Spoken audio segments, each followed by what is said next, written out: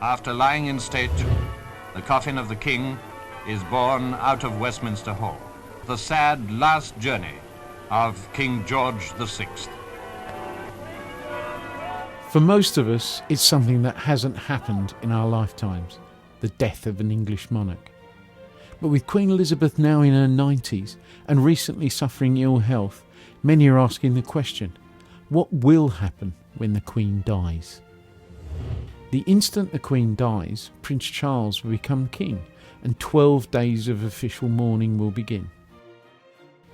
Immediately, the Accession Council will meet in St James's Palace to formalise the royal succession, and Charles will be confirmed as the head of the Church of England.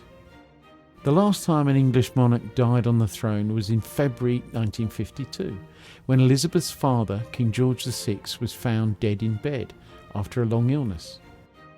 At the time, Princess Elizabeth was en route to Australia via Kenya, but would instead return home, Queen at the age of 25. History and protocol tell us what will happen in the days following the death of the Queen. During the period of mourning, all Union Jacks will fly at half-mast.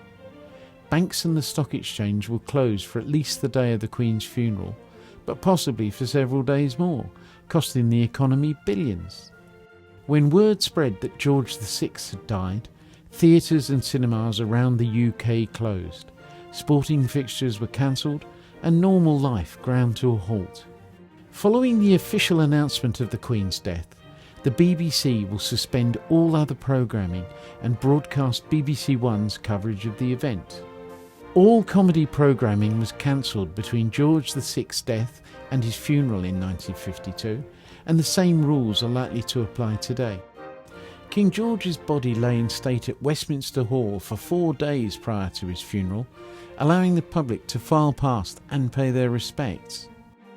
More recently, 200,000 people queued to see the coffin of the Queen Mother at Westminster following her death in 2002. It's estimated that more than 300,000 will do the same whenever Queen Elizabeth passes away. With King Charles now on the throne, new banknotes, coins and stamps will be minted. Prince William will become first in line of succession and take the title Prince of Wales, and Kate will become Princess of Wales, the title once held by William's mother, Diana. A state funeral will be held after the Queen's coffin is moved to Westminster Abbey, and the service will be led by the Archbishop of Canterbury. It's unknown where Queen Elizabeth II will be buried.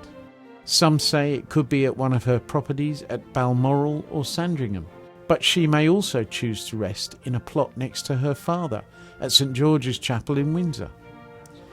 The Queen's death may also mark the end of the Commonwealth, at least as we know it. Many member countries, including Australia, might use the occasion to sever what ties that remain to the old empire.